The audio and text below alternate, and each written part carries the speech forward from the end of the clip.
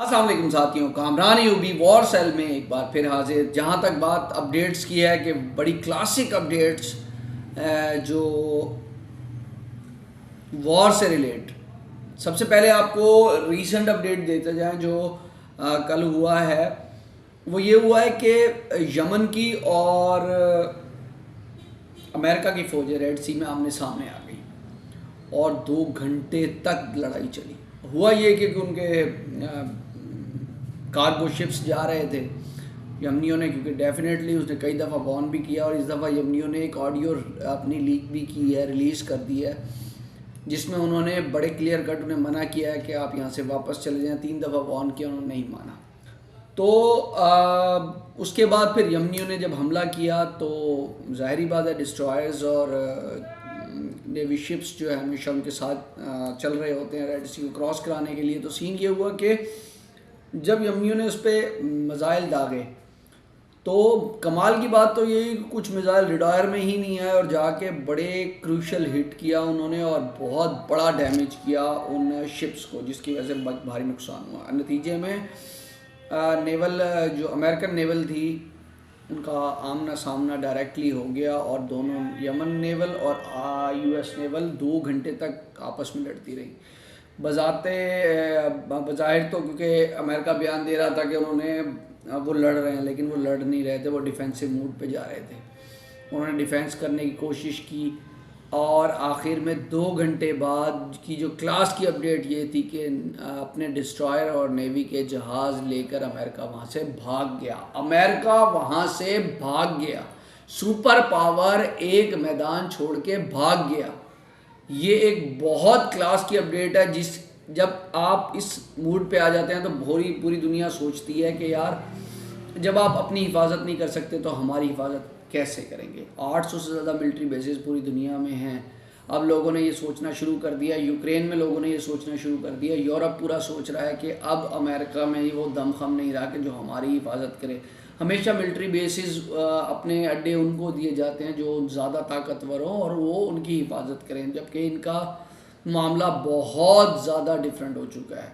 तो ये क्लास की अपडेट रही कि अमेरिका सही मानों में घुटनों पे आ गया। अमेरिका उस जंग में कूद गया जिसमें उसको नहीं होना चाहिए था और उसको इस जंग में लाने वाला इसराइल था, क्योंकि अमेरिका की ज़वाल तो वैसे ही स्टार्ट हुआ है जब पहले वो उनकी ठुकाई की, तालिबान ने तबीयत से ठुकाई की, फिर यूक्रेन में उनकी ठुकाई हुई है। और यूक्रेन का जहाँ तक अपडेट की बात करें तो यूक्रेन में भी अपडेट यही है कि किसी वक्त भी पुतिन अपनी जो है वो डिक्लेयर करने वाला है विक्ट्री।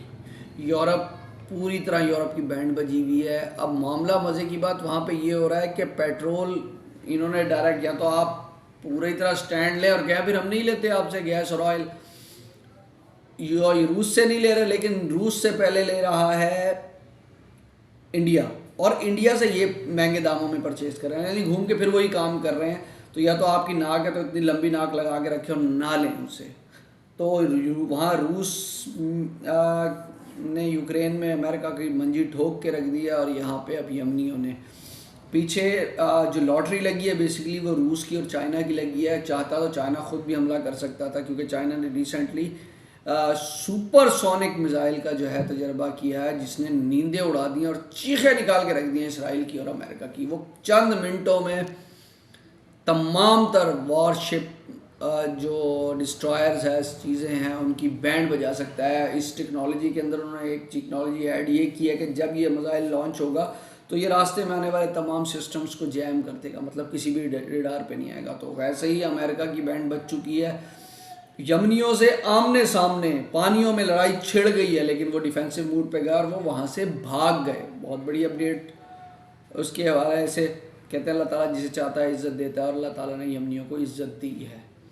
आज भी इजराइल बाज आ जाए और अमेरिका अपने बैक फुट पे चला जाए, क्यों? क्योंकि उसकी अब बाइडन की जो ग्राफ है, इलेक्शन आ रहा है, बाइडन का ग्राफ और नीचे जाता जा रहा है और वो 25% पे पहुंच गया, तकरीबन 35% से वापस 25% पे आया। लोग जो हैं वो सड़कों पे हैं, उस पर बहुत ज़्यादा प्रेशर है। इसराइल में भी लोग कह रहे हैं कि अब हम अपने बच्चे नहीं मरवाने, आपने हमारे इतने फ़ौजी मरे हैं इसराइलियों के और वो इतनी जहनी बीमारियों का शिकार हो गए हैं, जो बच गए हैं और वो नहीं चाहते लड़ने के लिए जाना।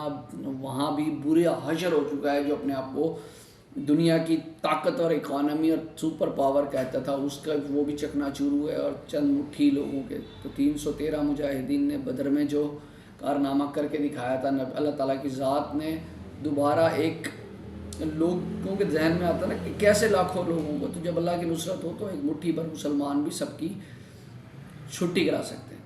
छोटी सी वीडियो पसंद आई हो तो लाइक करें, शेयर कीजिएगा, वीडियो से कमेंट सेक्शन में अपनी राय का इज़हार ज़रूर कीजिएगा। मुझे दीजिएगा इजाज़त, अपना रखिएगा बहुत सारा ख्याल। अल्लाह हाफिज़।